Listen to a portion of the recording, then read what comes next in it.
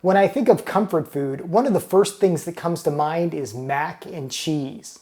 Who can resist a big bowl of elbow pasta drenched in hot, creamy cheese sauce? Now, if you're gluten-free like me, a gluten-free version can be made with some easy modifications.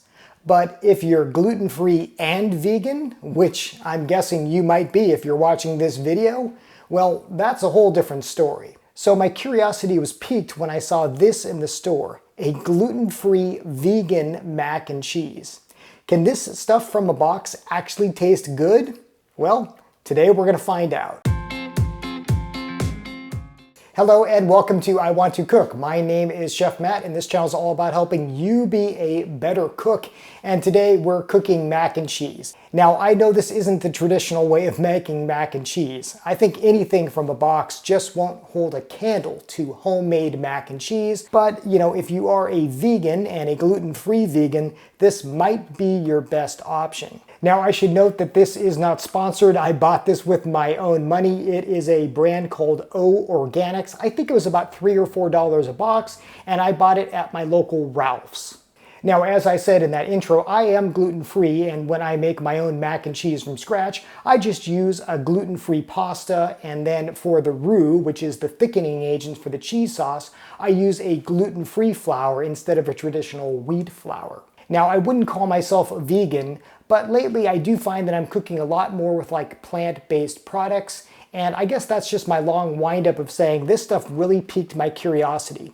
I did try a vegan cheese one time, and to be honest, it was absolutely terrible. So I'm eager to see what this stuff tastes like. I have not made it yet. I have not tried it. So the reaction you see is, well, it's going to be my real reaction in trying this stuff. Now I should note, if you're going to make this stuff, you're also going to need some sort of non-dairy milk, assuming it's going to be non-dairy if you're vegan. Now you can use any sort of non-dairy milk, it doesn't specify, and I just got some soy milk for this, and I went with an unflavored one. You wouldn't want to use something like vanilla or something because I think that would be too sweet. But I'm going to use some soy milk for this, and that's what's going to help apparently bind the non-cheese particles in this stuff.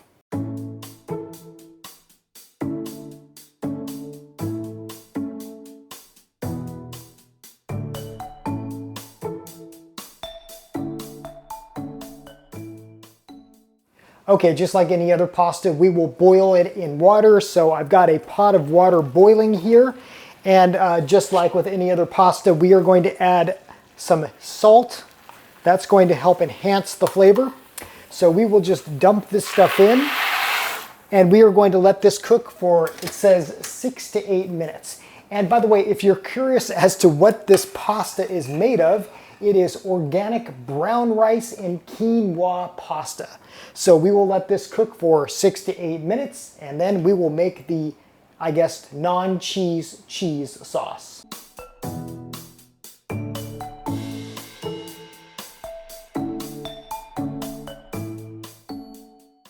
Pasta is done. Now we drain.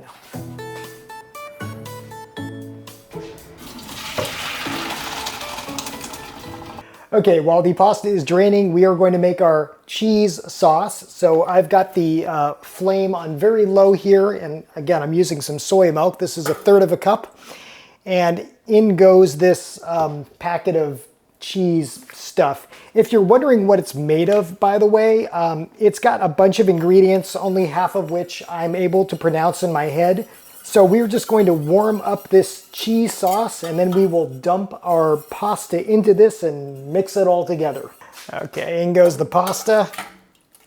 So in truth, I think I've only made macaroni and cheese from a box maybe just like a few times in my life. I mean, I've always just made it from scratch. So this in itself is kind of a foreign concept to me, but I know a lot of folks make this stuff.